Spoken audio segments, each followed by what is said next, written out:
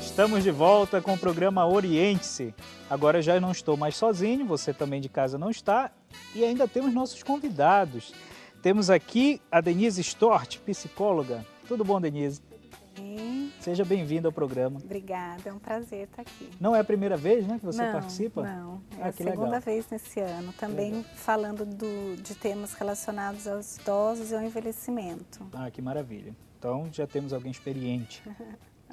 Temos também a dona Lúcia Otaviano, Lúcia Helena Otaviano, que é conselheira tutelar. Seja bem-vinda. Obrigada. Você também é a primeira vez na casa? Eu já falei sobre outros temas. Certo. Então, A violência contra a mulher. Hoje está mais focado na infância. Temos um povo muito experiente. Temos aqui também o padre Carlos de Nascimento. Sua bênção, padre. Seja bem-vindo. Obrigado. Deus abençoe. Obrigado a todos os telespectadores. Estamos abençoados, querido. Então, o tema vai fluir com muita propriedade. Como se trata de um programa de televisão, obviamente a gente recorre às imagens para ilustrar, né, sempre o que a gente vai conversar. Então, nesse primeiro bloco, eu vou pedir para o meu diretor soltar o VT e pedir para ele não dizer o que era o VT. Então, a gente vai ver e depois dialogar sobre ele. Tá ok? Diretor, com o senhor.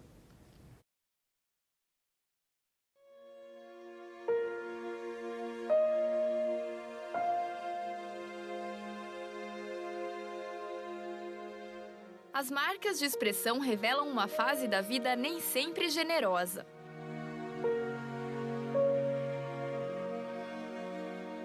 Estamos em um abrigo para idosos em Campinas, no interior de São Paulo. Entre as 29 pessoas que vivem no lar, está esta idosa. Aos 76 anos, Luzinete Maria de Jesus foi deixada em um hospital de Campinas. Com ela foi encontrado um bilhete que dizia que ela teria sofrido um AVC, acidente vascular cerebral, e que o autor não teria condições de cuidar da idosa, e por isso a deixou. Foi através da equipe da assistência social, né, da Prefeitura Municipal de Campinas, que nos procurou, dizendo que se seria possível nós acolhermos ela. Ela chegou em boas condições, até achei que ela tivesse uma situação mais complicada, né? Mas ela está numa condição boa. Na carta estava escrito para que cuidassem da idosa e a pessoa se desculpava por deixá-la nessas condições. Para o diretor do lar, muitas famílias não podem cuidar de seus parentes e por isso os deixam no abrigo. O que existe, muitas das vezes, as pessoas não conseguem mais cuidar do seu parente, do seu próximo. Tem muitas pessoas, por exemplo, que não têm nem parentes.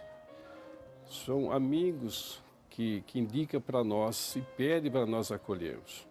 Abandono mesmo, assim, exatamente o abandono, para nós aqui é o primeiro caso. Dona Luzinete não fala e necessita de cuidados, assim como a maioria dos companheiros. Só o que eles precisam é de um olhar cuidadoso e um gesto de carinho. Um dos cuidados é a atenção que a pessoa precisa ter. Não é ter compaixão, ficar adulando e bajulando com uma espécie de compaixão. A pessoa precisa, muitas das vezes, de atenção. A visita ela é fundamental, é essencial. E a pessoa fica contente, fica alegre. Não precisa ser só parente. Qualquer pessoa que quiser se aproximar de um idoso, quiser dar uma atenção, né, ouvir, fazer perguntas, eles têm muitas coisas boas para passar para os mais jovens.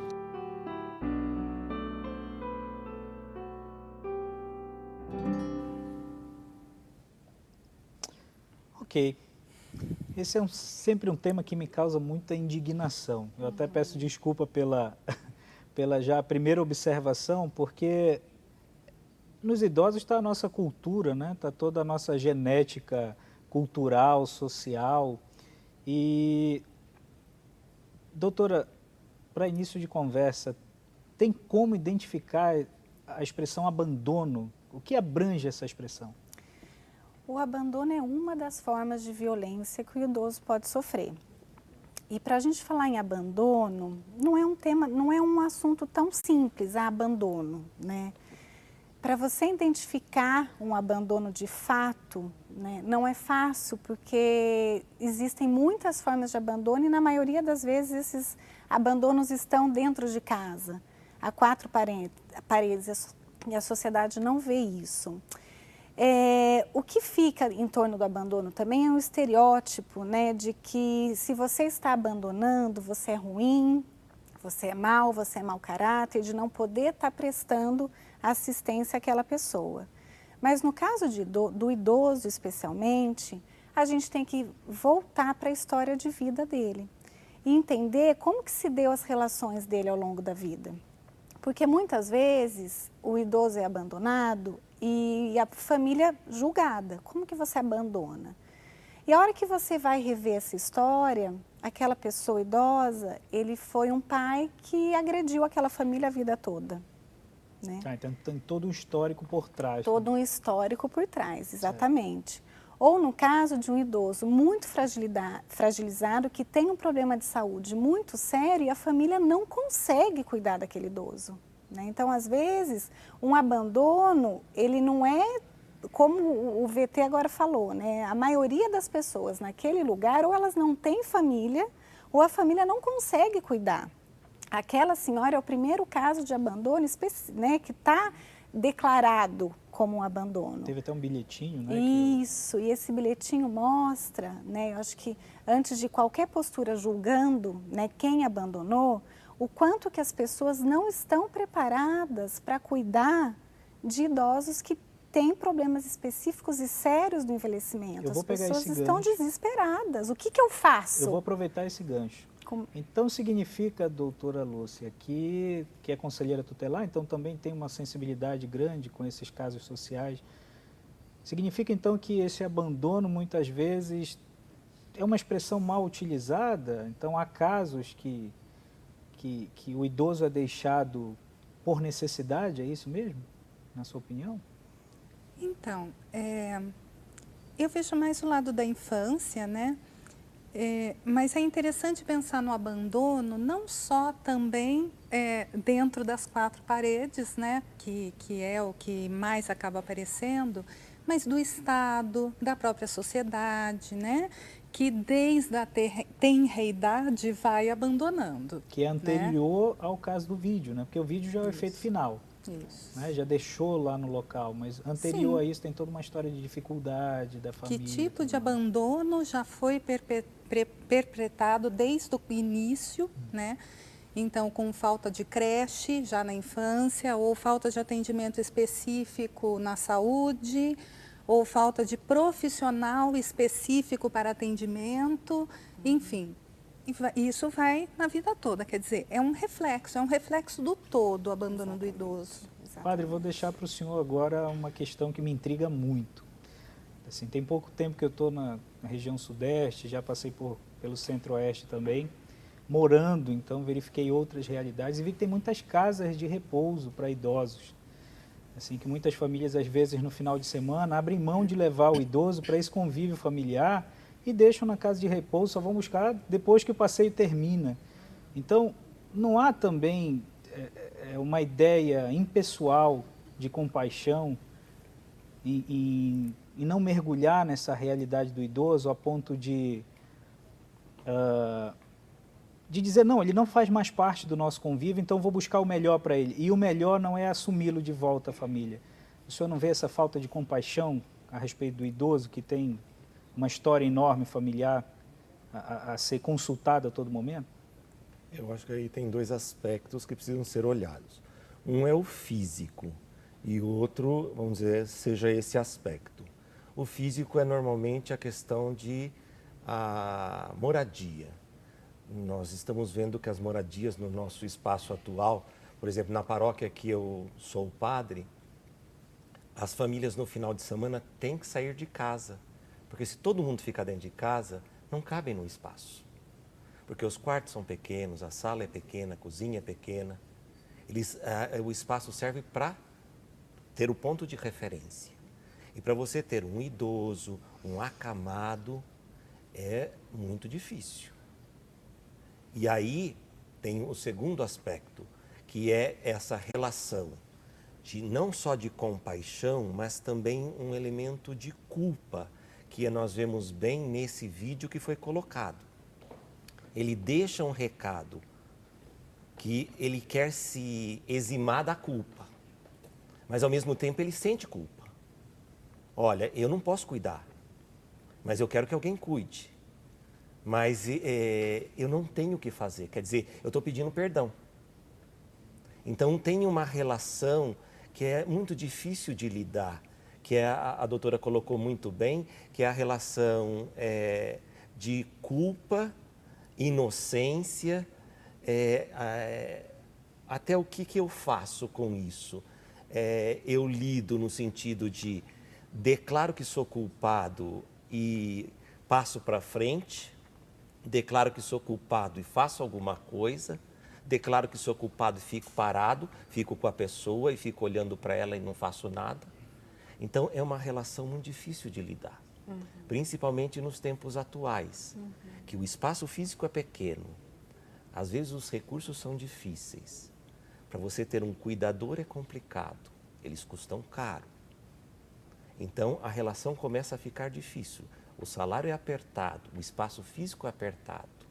Então vem um elemento religioso, ou seja, o elemento da culpa, que vem pela formação, vem pela cultura e ao mesmo tempo vem também um elemento social. O senhor falou agora de uma luta interna, então, que é muito maior do que uma luta social, né? E doutora, no seu consultório, tenho certeza que você fala com vários pacientes sobre essa realidade. A senhora pode dimensionar para nós o que esse transtorno do abandono causa na vida do idoso? Olha, pode ter muitas consequências, né? Consequências emocionais, que no idoso elas ficam mais comum, viram para consequências físicas. Sim. Né? Porque a depressão no idoso ela somatiza mais, ele fica mais doente, tem mais dores. Mas o que as pesquisas mostram, graças a Deus, é que a grande maioria dos idosos não se sentem abandonados. A família consegue, né? A gente tem que pensar que primeiro é a família quem tem que suprir as necessidades afetivas, materiais, emocionais, Sim. instrumentais.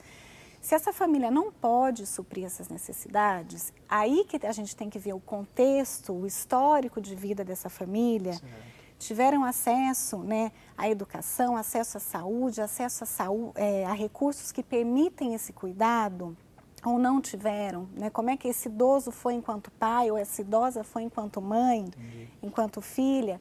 Mas se essa família não pode suprir, a gente tem outros recursos da sociedade que nem sempre, né, Lúcia, a gente consegue, mas então a gente vai para a sociedade, né? Então uma instituição, né, de longa permanência, a comunidade ali ajudando, dando atenção, porque às vezes o próprio idoso ele não se relaciona bem e ele elege outras relações que são mais importantes para eles.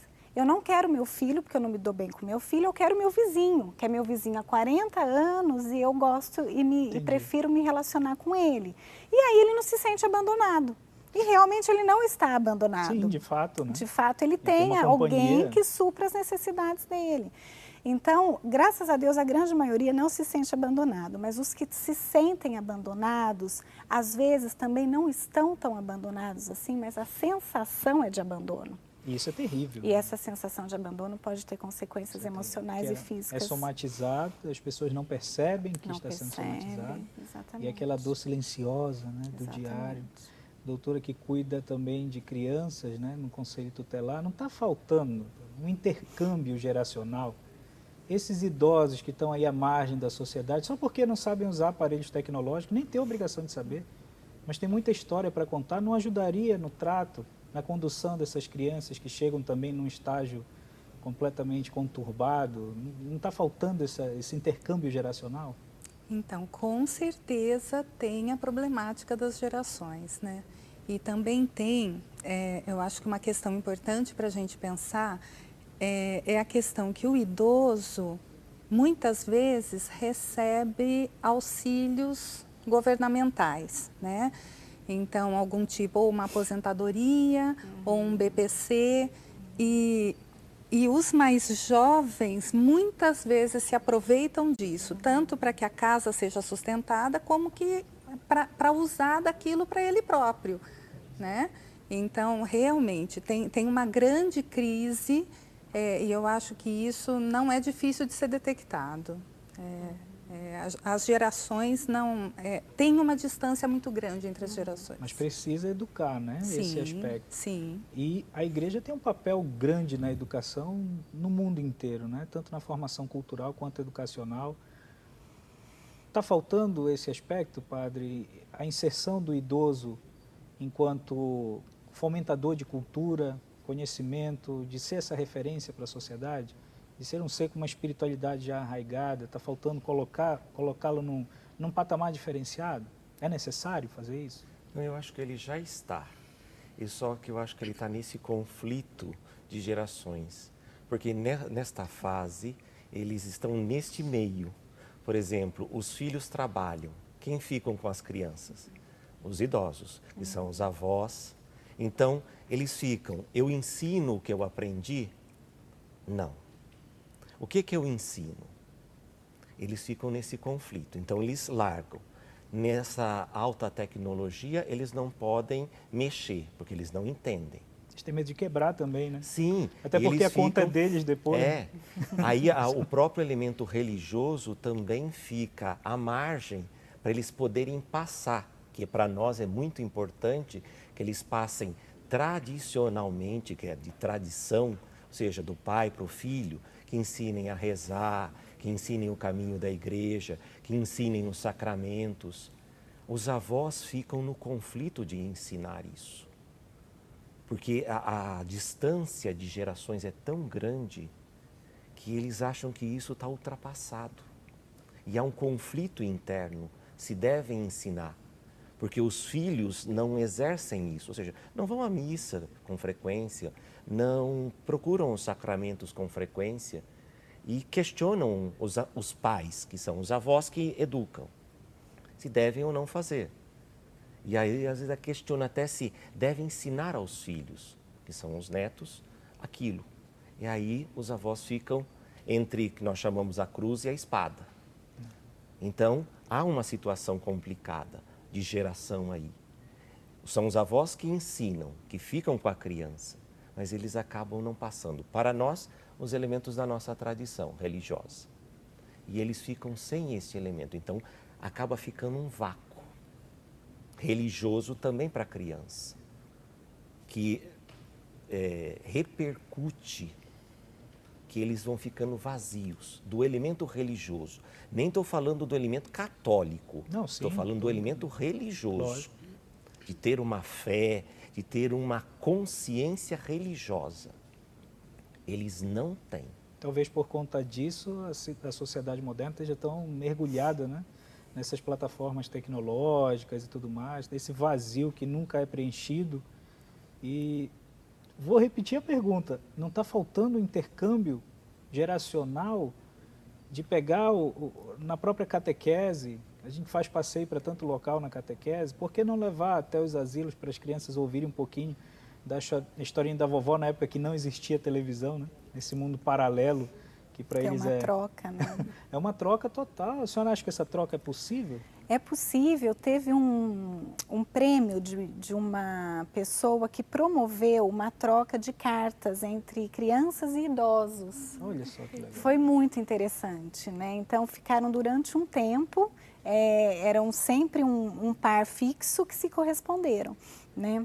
E essa troca eles puderam perceber que foi extremamente saudável, tanto para as crianças quanto para os idosos, né? Então, esse intercâmbio, ele é difícil, ele é possível.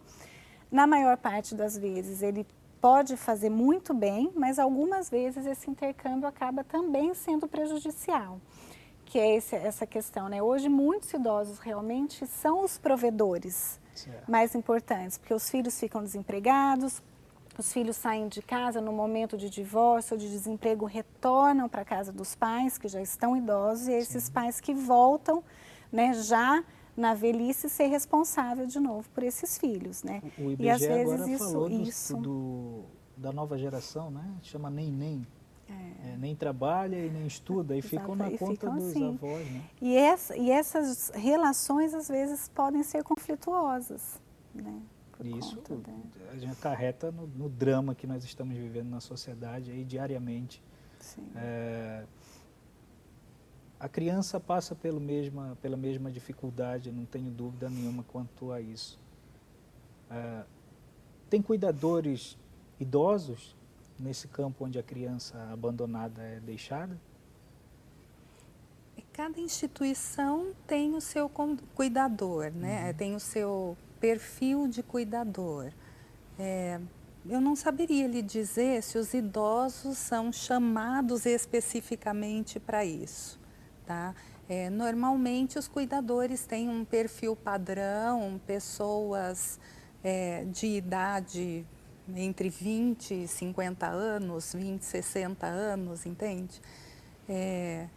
Mas eu acho que falta sim o intercâmbio, como você estava falando, Certo. e eu acho que falta principalmente a lembrança do respeito, né? Desde a tenra idade.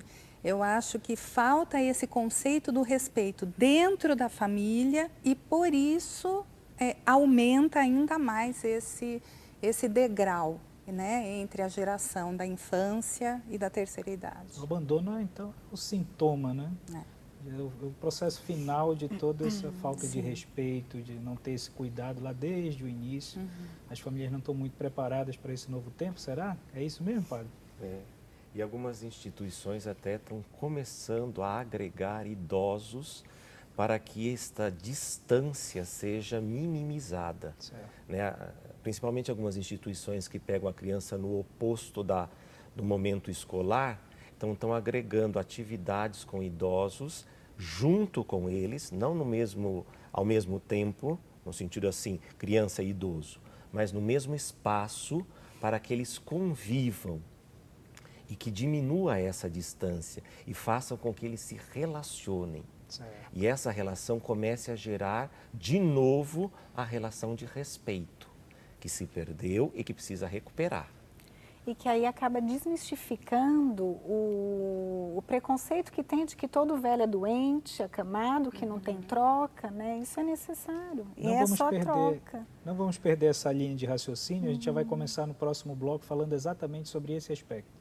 Para você que está em casa, continue ligado no Oriente, se está só no começo do programa. Nos vemos no próximo bloco. Até mais!